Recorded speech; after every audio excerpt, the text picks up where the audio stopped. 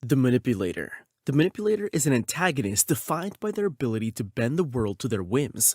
Manipulators may have lofty goals like world peace, or absolute power, or simply want a friend.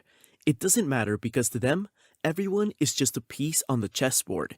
Using their unreasonably high intellect, they attempt to attain their goals by making everyone and everything move according to their wills. Often entire story arcs and plot beats are made by them to simply advance their goals. While a manipulator relies heavily on intellect, this in no way means they're weak, and there are quite a few that are incredibly strong. Examples of manipulators include Makima from Chainsaw Man, Johann Liebert from Monster, and most famously, Aizen from Bleach. The Beast. The Beast uses incredible strength and power to achieve their goals. They are often straightforward in their approach, find whatever stands in my way and destroy it. Despite the name, Beasts can have fully fleshed out personalities, nuanced fighting styles, and be decently cunning. However, their modus operandi is always going to be the same: find and destroy. Beasts tend to have very simple motivations, whether that be to have fun, make some money, or satisfy their rage.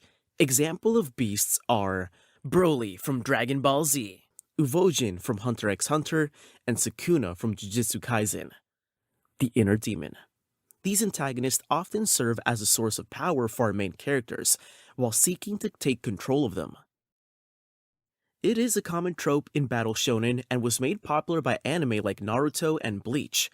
Often, the power of the inner demon comes out when the protagonist is at their lowest point, giving them a significant boost in power, but also stripping them of their virtue. Resolving conflict with one's inner demon is often a major plot point that increases the overall power of the main character. Examples of inner demons are White Zangetsu from Bleach, Kurama from Naruto, and Asta's demon from Black Clover. The Perfect Specimen. This is an antagonist who is at the peak of the evolution of their species. While this sounds oddly specific, it is a common trope in anime. These antagonists often take actions based simply to further improve and grow. Improvement by consuming what one eats and the ability to add on aspects of those you defeat, along with extremely hard to kill, are all part of this archetype. Some prime examples are Cars from JoJo's Bizarre Adventures, Cell from Dragon Ball Z, and Miriam from Hunter x Hunter. The Association. This is a group of antagonists that are working towards one goal. Their abilities are varied, and entire arcs, and sometimes stories, revolve around taking them down.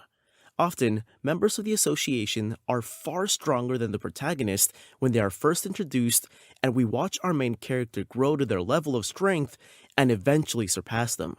Examples are the League of Villains from My Hero Academia, and the Upper Moons from Demon Slayer, and it would be a crime to name villain groups and not name the most iconic of them all, the Akatsuki from Naruto.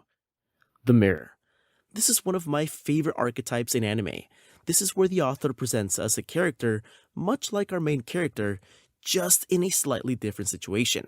The goal is to show how these slight changes could have taken our hero down a very different path, or to call into question the purity of our hero. As the name implies, their stories mirror those of the protagonists. I love these type of antagonists because the conflicts between them and the protagonist are just a metaphor for the protagonist's battle against the evil they could be. Much like the inner demon they represent, struggles that we as people go through every day.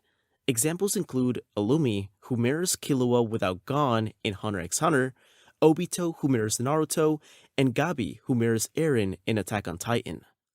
The Antithesis. These are antagonists meant to be the opposite of our protagonist in every way. They serve as a visual reminder of everything our heroes fight against. They are the darkness to our hero's light. Where mirror antagonists represent an internal struggle against oneself, antithesis antagonists represent one's fight against all that is wrong in the world. To keep to this theme, these villains are often extremely overpowered, being forces of nature in their own right and largely responsible for the state of the world. Such antagonists include Griffith from Berserk and All for One from My Hero Academia. The Throwaway Villain. These are antagonists in anime made to simply be beaten. They often have boneheaded levels of caution and challenge characters much stronger than them. their defeat is often just a way for the writers to illustrate how strong a character is.